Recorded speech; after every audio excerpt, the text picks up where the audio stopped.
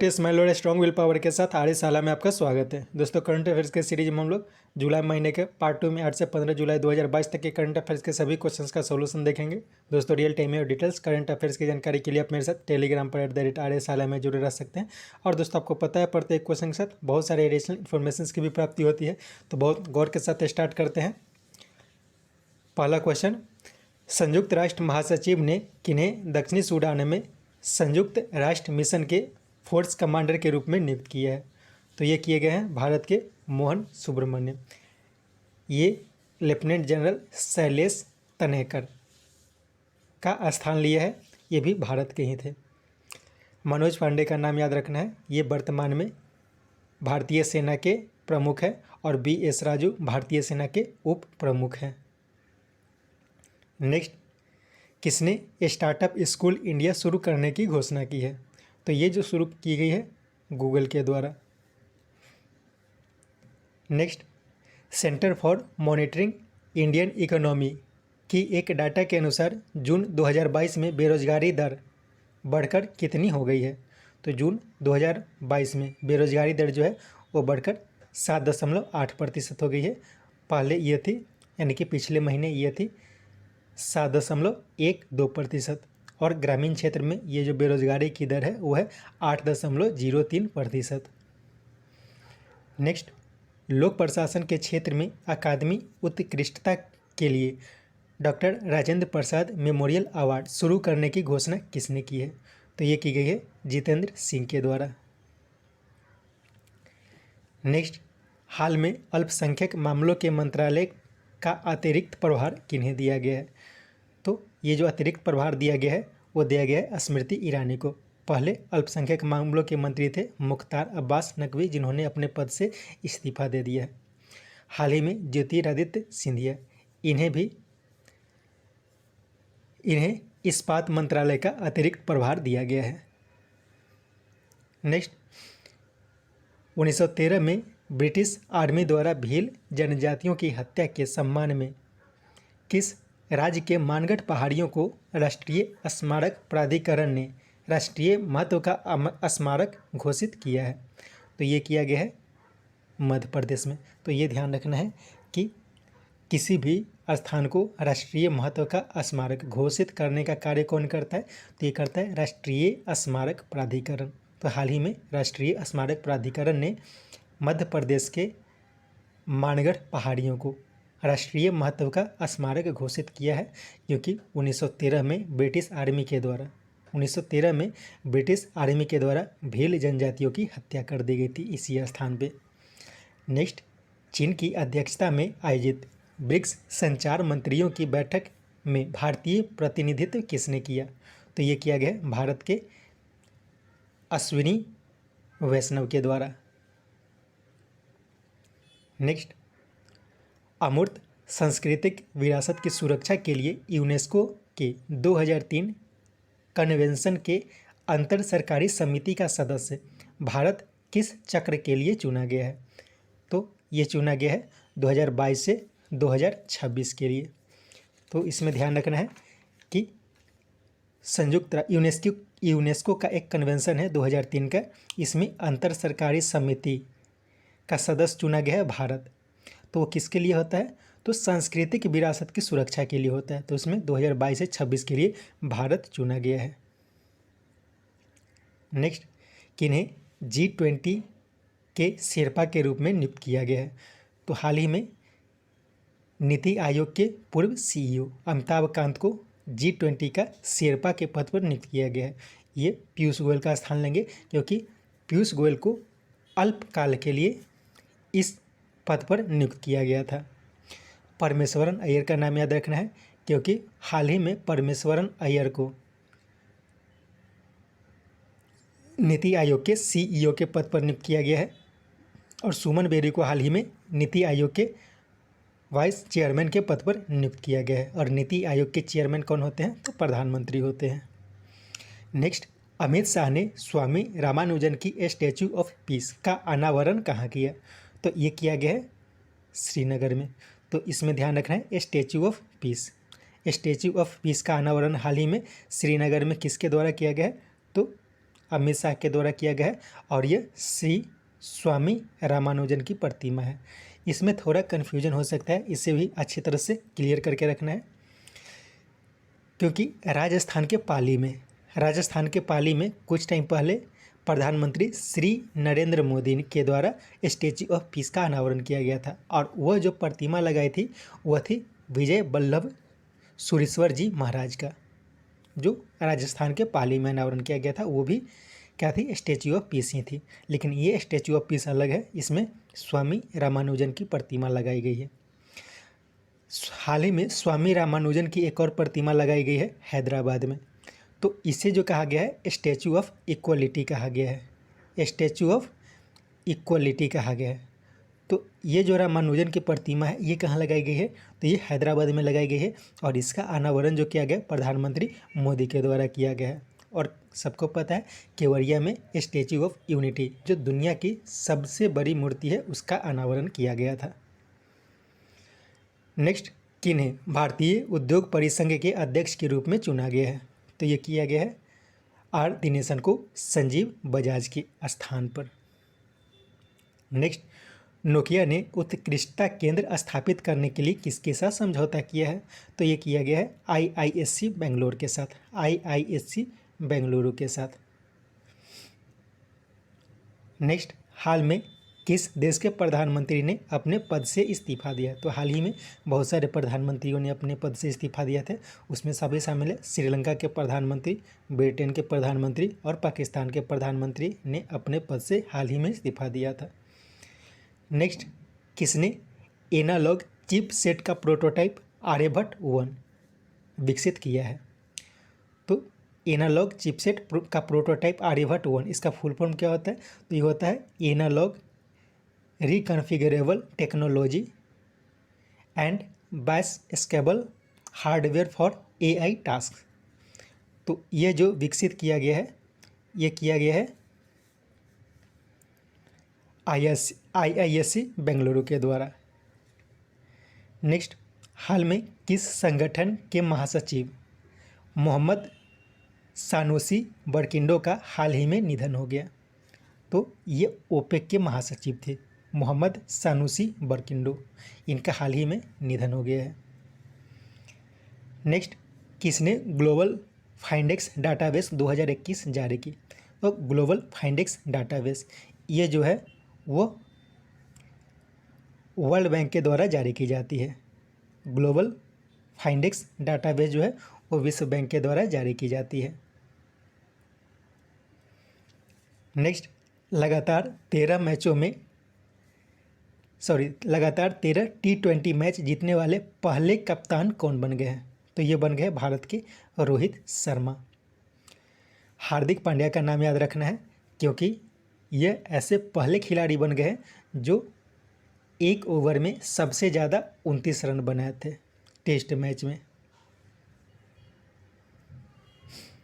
Next, अंतर्राष्ट्रीय मुद्रा कोष के पूर्व प्रमुख अर्थशास्त्रियों की दीवार पर प्रदर्शित होने वाली पहली महिला तथा दूसरे भारतीय कौन बने, तो ये बन गई हैं गीता गोपीनाथ। राधा अयंगर का नाम याद रखना है क्योंकि इन्हें हाल ही में अमेरिकी राष्ट्रपति ने पेंटागन के शीर्ष पद के लिए नामित किया था। आरती प्रभाकर को हाल ही में अमेरिकी राष्ट्रपति के वैज्ञानिक सलाहकार के रूप में नियुक्त किया गया था और रुचिरा कंबोज इन्हें संयुक्त राष्ट्र में भारत के अस्थायी प्रतिनिधि के पद पर नियुक्त किया गया है। नेक्स्ट, दक्षिण कोरिया में आयोजित मिसेज यूनिवर्स कॉन्टेस्ट में किसने मिसेज यूनिवर्स डिवाइन का खिताब जीता, तो ये जीता गया है पल्लवी सी के द्वारा। हाल ही में सीनी शेट्टी यह मिस इंडिया वर्ल्ड और खुशी पटेल ये हाल ही में मिस इंडिया इंटरनेशनल का खिताब जीती थी। नेक्स्ट, भारत के GMR समूह ने किस देश के मेडन में अंतर्राष्ट्रीय हवाई संचालन शुरू किया है, तो ये है इंडोनेशिया में। मेडन किस देश में है, तो ये इंडोनेशिया में है जहाँ पे भारत के GMR ग्रुप ने अपना अंतर्राष्ट्रीय हवाई अड्डा का संचालन शुरू किया है। नेक्स्ट, किस देश ने पो नदी के आसपास के क्षेत्र में सूखा को देखते हुए 5 उत्तरी क्षेत्र में आपातकाल की घोषणा की है। तो पो नदी किस देश में बहती है? ये इटली में बहती है। तो वहीं पे आसपास के क्षेत्र में सूखा देखा जा रहा है और वहाँ पे आपातकाल की घोषणा कर दी गई है। नेक्स्ट, किस राज्य ने ओपीओडी के उत्पादों को ओएनडीसी पर उपलब्ध कराने का कार्य शुरू किया है? तो ये किया गया है उत्तर प्रदेश के द्वारा। अब इसमें ओडीओपी क्या है? तो ओडीओपी है वन डिस्ट्रिक्ट वन प्रोडक्ट। यह कार्यक्रम शुरू किया गया था उत्तर प्रदेश सरकार के द्वारा। और ओएनडीसी एक प्लेटफॉर्म है, उसका नाम होता है open network for digital commerce. Open network for digital commerce. तो open network for digital commerce पर ओडीओपी के उत्पादों को प्रदर्शित किया जाएगा। नेक्स्ट, हाल में कहाँ बॉन ग्लोबल बायोडाइवर्सिटी कॉन्क्लेव का आयोजन किया गया, जिसमें जंगली प्रजाति के सतत उपयोग की बात की गई है? तो बॉन कहाँ है? बॉन है जर्मनी में। तो वहीं पे बॉन ग्लोबल बायोडाइवर्सिटी कॉन्क्लेव का आयोजन किया गया, उसमें जंगली प्रजातियों के सतत उपयोग की बात की गई है। नेक्स्ट, किस संगठन ने फील्ड मेडल 2022 की घोषणा की है? तो याद रखना है कि फील्ड मेडल यह गणित में दिया जाने वाला सर्वोच्च सम्मान है और ये जो दिया जाता है अंतर्राष्ट्रीय गणितीय संघ के द्वारा दिया जाता है। नेक्स्ट, संयुक्त राष्ट्र की agency FAO, IFAD, UNICEF, world health organisation तथा world economic forum world food programme WEP है, WFP वर्ल्ड फूड प्रोग्राम द्वारा जारी nutrition in the world 2022 report के संबंध में असत्य कथन पहचानना है। तो इस क्वेश्चन को ध्यान से देखना है क्योंकि इसमें बहुत सारी बातें दी गई हैं। तो इसमें चौथा पॉइंट जो है वो गलत है, क्योंकि इसमें मोटापा वाले वयस्कों की संख्या में कमी नहीं आई है बल्कि उसमें वृद्धि आई है। तो हाल ही में न्यूट्रिशन इन वर्ल्ड रिपोर्ट 2022 जारी की गई है। इसमें भारत में जो लोग हैं उनके बारे में चर्चा की गई है। तो इसमें क्या क्या बात की गई है? तो इसमें बात की गई है कि भारत में पिछले 15 सालों में कुपोषित जनसंख्या में कमी आई है। 15 साल से कम के अविकसित बच्चों यानी कि स्टंटेड चिल्ड्रन में कमी आई है। 5 वर्ष से कम के अधिक वजन वाले बच्चों में कमी आई है और मोटापा वाले वयस्कों में वृद्धि दर्ज की गई है। तो ये बताया गया है न्यूट्रिशन इन वर्ल्ड 2022 रिपोर्ट में। तो इसमें जो ये जारी की जाती है यूनाइटेड नेशन की एजेंसी के द्वारा जारी की जाती है। तो इसके बारे में देख लेते हैं कौन कौन सा है। FAO क्या है? Food and agriculture organization. IFAD ये क्या है? International fund for agricultural development. UNICEF आपको पता है क्या होता है? वर्ल्ड हेल्थ ऑर्गेनाइजेशन पता है। WFP यानी कि वर्ल्ड फूड प्रोग्राम। तो इस तरह से इन सब के द्वारा मिलकर न्यूट्रिशन इन वर्ल्ड 2022 जारी की गई है। नेक्स्ट, रक्षा मंत्रालय द्वारा देश की आर्टिफिशियल इंटेलिजेंस पर संगोष्ठी और प्रदर्शनी का आयोजन कहाँ किया गया? तो ये किया गया है नई दिल्ली में। नेक्स्ट, ऑस्ट्रेलिया, ठीक है, यहाँ पे ऑस्ट्रेलिया हो जाएगा। ऑस्ट्रेलिया में मधुमक्खी व्यवसाय को किसके प्रकोप से बचाने के लिए लाखों मधुमक्खियों को मार दिया गया? तो ऑस्ट्रेलिया के मधुमक्खियों में भी बेरोआ प्लेग का पुष्टि की गई थी और इसके कारण वहाँ पे लाखों मधुमक्खियों की हत्या कर दी गई। नेक्स्ट, वर्ष 2022 का विंबलडन किसने जीता? तो ये जीता गया है नोवाक जोकोविच और एलिना रेवेकिना के द्वारा। पुरुष वर्ग में नोवाक जोकोविच और महिला वर्ग में एलिना रेवेकिना के द्वारा जीता गया है।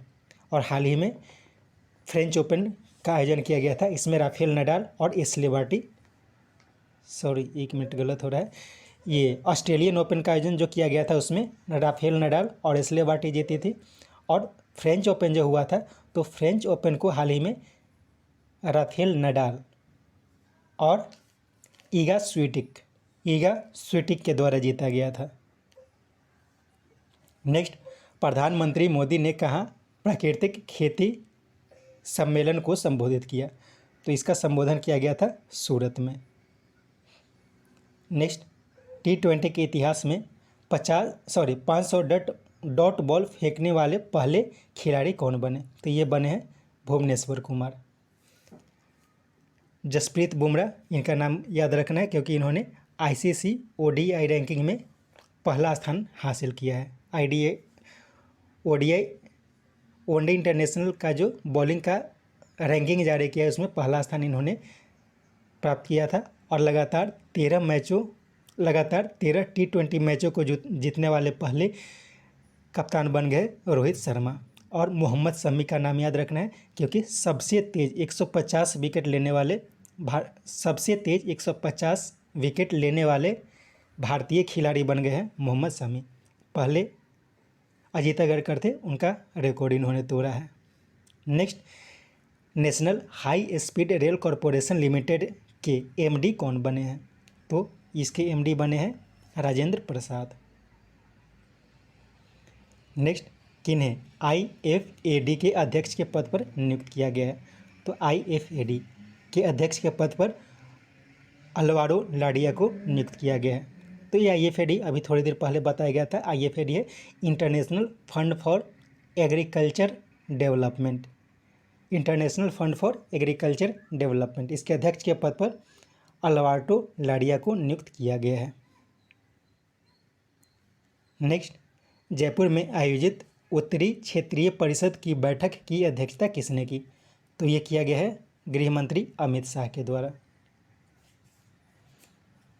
नेक्स्ट, कॉफ़ी बोर्ड ने बाढ़ तथा सुखाड़ जैसी समस्याओं से बचने के लिए तथा जलवायु प्रतिरोधक किस्म विकसित करने के लिए किसके साथ समझौता किया है?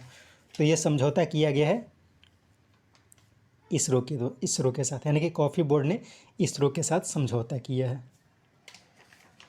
नेक्स्ट, भारत में इंटरपोल की नोडल एजेंसी जिसने इंटरपोल के ICSE डाटाबेस में शामिल हुआ, जिसके बाद भारत इस डाटाबेस का 68वां सदस्य बन गया है। तो इसको ध्यान से समझना है क्योंकि इसमें बहुत सारी जानकारी मिलने वाली है। तो क्या क्या जानकारी है? तो सबसे पहले ये जान लेते हैं कि भारत में इंटरपोल की नोडल एजेंसी कौन है? तो ये CBI है। तो इतना पता रहेगा तो इसका आंसर दिया जा सकता है। अब इंटरपोल का ICSE क्या है? तो इंटरनेशनल चिल्ड्रन सेक्सुअल एक्सप्लॉयटेशन। तो यह एक डाटाबेस है, उसमें भारत शामिल हुआ है क्योंकि CBI इसमें शामिल हो गया और इसमें शामिल होने वाला भारत 68वां देश हो गया है। नेक्स्ट, 94 वर्षीय भगवती देवी ने फिनलैंड में 100 मीटर स्प्रिंट में कौन सा पदक जीता? तो ये जीता गया है स्वर्ण पदक। नेक्स्ट, भारत मनामा बहरीन में आयोजित एशियाई कुश्ती चैंपियनशिप में कौन सा पदक जीता? तो भारत अभी हाल ही में मनामा बहरीन में एशियाई कुश्ती चैंपियनशिप का आयोजन किया गया था और इसमें भारत कुल 22 पदक जीता। भारत कुल कितने पदक जीते? कुल 22 पदक भारत के द्वारा जीता गया है। नेक्स्ट, किसके द्वारा नागपुर में विश्व का सबसे लंबा 3.14 किलोमीटर का डबल डेकर फ्लाईओवर जो मेट्रो और सड़क मार्ग के रूप में कार्य करेगी बनाई गई? तो ये बनाई गई है 4 हो जाएगा, यानी कि NHAI और महाराष्ट्र मेट्रो के द्वारा। नेक्स्ट, हाल में मिनोज शतरंज मास्टर्स का खिताब किसने जीता? तो ये जीता गया है भारत के D गुकेश के द्वारा। नेक्स्ट, राष्ट्रीय शिक्षा नीति 2020 को प्री प्राइमरी लेवल पर लागू करने वाला पहला राज्य कौन बना? तो ये बन गया है उत्तराखंड। नेक्स्ट, किन्हें order of the rising sun gold and silver star से सम्मानित किया गया है? तो ये सम्मानित किया गया है भारत के नारायण कुमार को। नेक्स्ट, जेम्स बॉन्ड के लिए कार्य करने वाले मॉन्टी नॉर्मन का हाल में निधन हो गया। वे किस क्षेत्र से संबंधित थे? तो वे थे एक संगीतकार। नेक्स्ट, देश का पहला कार्बन न्यूट्रल एयरपोर्ट कौन बना? तो ले एयरपोर्ट जो है वो भारत का पहला कार्बन न्यूट्रल एयरपोर्ट बना है। और हाल ही में प्रधानमंत्री मोदी के द्वारा देवघर में एक एयरपोर्ट का उद्घाटन किया गया है। नेक्स्ट, हाल में किस राज्य सरकार ने कुछ परिवर्तनों के साथ प्रधानमंत्री फसल बीमा योजना के साथ जुड़ने की बात की है? तो ये किया गया है आंध्र प्रदेश सरकार के द्वारा।